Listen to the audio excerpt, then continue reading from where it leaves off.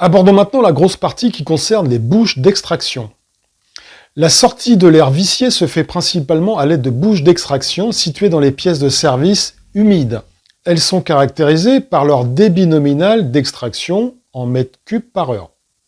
En fonction de leur localisation, les bouches d'extraction peuvent également disposer d'un débit de pointe à commande manuelle ou délocalisée, cuisine, WC. Toutes les bouches d'extraction des pièces humides du bâtiment sont vérifiées tour à tour.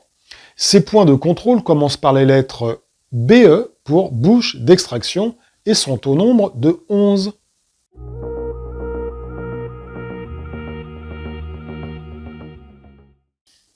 Les 5 premiers points concernant les bouches d'extraction concernent la corrélation entre l'installation et la conception.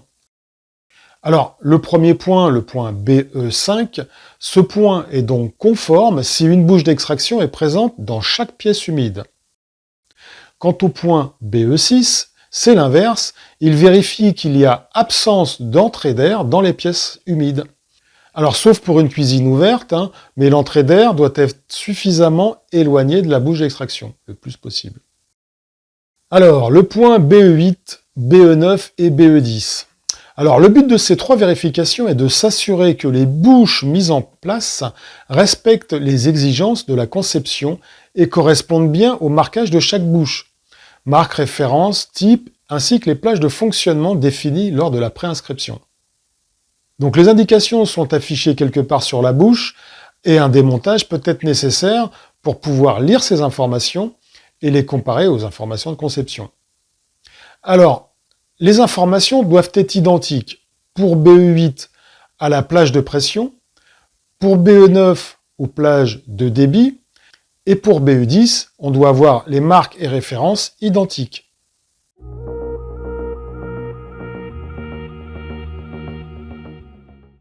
Les 3 points de vérification suivants traitent du positionnement des bouches d'extraction installées.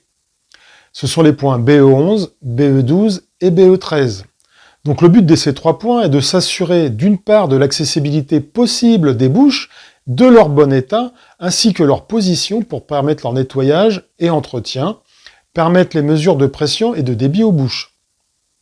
Le premier point, le point BE11, s'assure que l'axe de la bouche est à une distance verticale supérieure ou égale à 1,80 m du sol et à une distance supérieure ou égale à 20 cm de tout angle de paroi.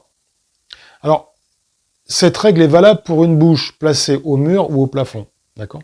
Donc le point BE12 s'assure pour chaque bouche qu'elle est accessible, qu'il n'y a pas d'obstacle devant ou directement dessous, comme un meuble de cuisine, ne permettant pas son entretien et sa vérification. Le point BE13 vérifie que chaque bouche n'est ni cassée, ni encrassée, ni obturée. Alors ce point n'est vérifiable que si la bouche peut être démontée sans difficulté, voir la fiche 2.35. Alors, voici maintenant 2 points de vérification pour s'assurer d'un raccordement étanche et démontable des bouches sur le conduit.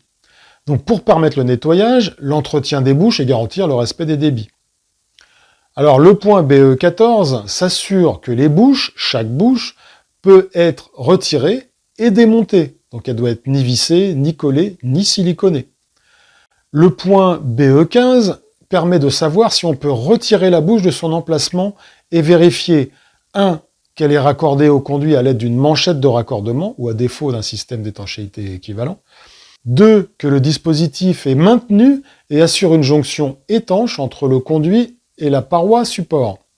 Enfin 3. Que le dispositif permet d'assurer la tenue mécanique de la bouche et l'étanchéité entre la bouche et le conduit. Donc une utilisation d'une manchette rigide est recommandée. Alors, le point de vérification BE18 s'assure de la possibilité de manœuvre et de la fonctionnalité des commandes de passage en débit nominal temporisé des bouches d'extraction cuisine. Donc, il faut s'assurer que cette commande est située à une hauteur comprise entre 90 cm et 1,30 m du sol. Alors, il faut s'assurer aussi du bon fonctionnement de ces commandes. Alors, si c'est une cordelette, c'est simple, il faut tirer sur la cordelette et vérifier l'ouverture de la bouche. Donc si c'est un détecteur de présence, donc en entrant dans la pièce, constatez l'ouverture de la bouche avec le bruit ou visuellement.